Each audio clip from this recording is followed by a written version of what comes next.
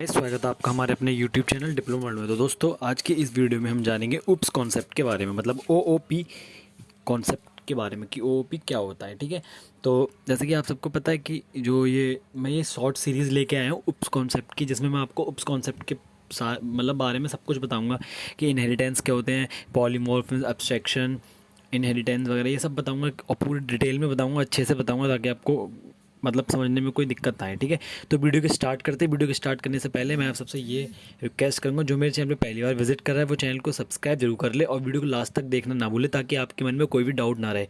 और अगर आपके मन में कोई भी डाउट आता है नोट्स वगैरह से रिलेटेड कुछ भी चीज़ अगर आपको चाहिए तो आप मेरे को कमेंट बॉक्स में लिख सकते हैं, मैं आपको नोट्स वगैरह सब कुछ प्रोवाइड करा दूँगा, जैसे आप बोलोगे वैसे, हिंदी इंग्लिश दोनों वर्जन में। ठीक है, तो आज हम जानेंगे कि what is object oriented programming क्या होती है। ठीक है, मतलब ये जो UPS का कॉन्सेप्ट है ये ज़्यादातर बहुत सारी लैंग्वेजेस में आजकल यूज़ होता है। जावा में भी होता है, सी में भी, मतलब सी छोड़ के जावा में होता है, पाइथन में होता है, हमारा PHP वगैरह सब में ये UPS कॉन्सेप्ट का यूज़ आजकल चल रहा है। अब ये बात आती है कि UPS कॉन्सेप्ट होता क्या है। तो देखो बेसिकली जो UPS है, UPS को हम बोलते हैं ऑब्जेक्ट ओरिएंटेड प्रोग्रामिंग। ठीक है, उसको हम बोलते हैं ऑब्जेक्ट ओरिएंटेड प्रोग्रामिंग। ठीक है, अब जानते हैं कि ऑब्जेक्ट ओरिएंटेड प्रोग्रामिंग होती क्या है।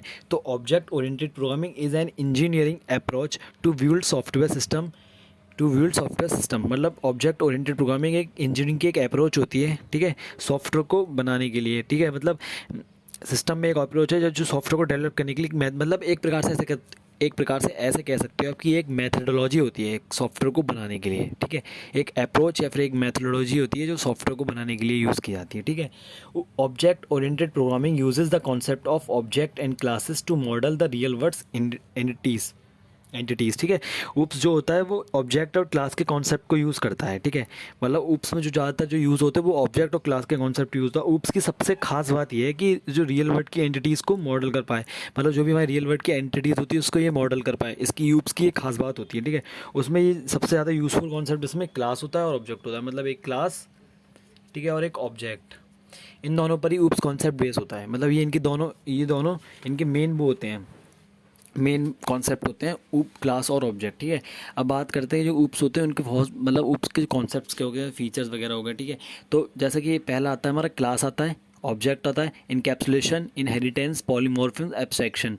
एक प्रकार से आप ये कह सकते हो ये 6 जो है एक टाइप होते हैं, मतलब एक क्लास हो गया, एक ऑब्जेक्ट हो गया, इनकैप्सुलेशन हो गया, इनहेरिटेंस हो गया, पॉलीमॉर्फिज्म हो गया और एब्स्ट्रैक्शन हो गया।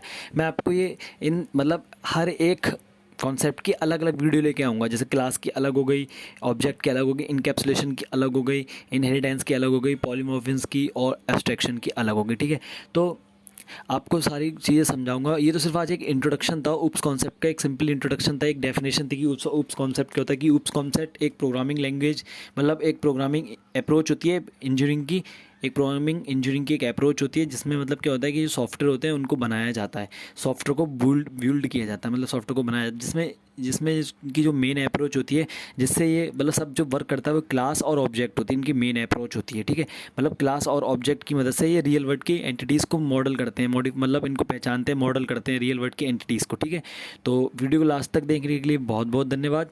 मिलते हैं अगली वीडियो के साथ। ठीक है, तो जो मेरे चैनल पे पहली बार विजिट कर रहा है, जो मेरे चैनल पे पहली बार आया है, वो प्लीज़ चैनल को सब्सक्राइब जरूर कर ले, ताकि मेरे को भी मेरी जो वीडियो है वो आप तक जल्दी से जल्दी पहुंचे। और कमेंट बॉक्स में ज़रूर लिखें आपकी कोई भी क्वेरी हो या आपको नोट्स वगैरह कुछ भी चाहिए तो आप मेरे को कमेंट बॉक्स में लिख सकते हो, मैं आपको सब कुछ अवेलेबल करा दूँगा, हिंदी और इंग्लिश दोनों बोथ वर्जन में। ठीक है, धन्यवाद।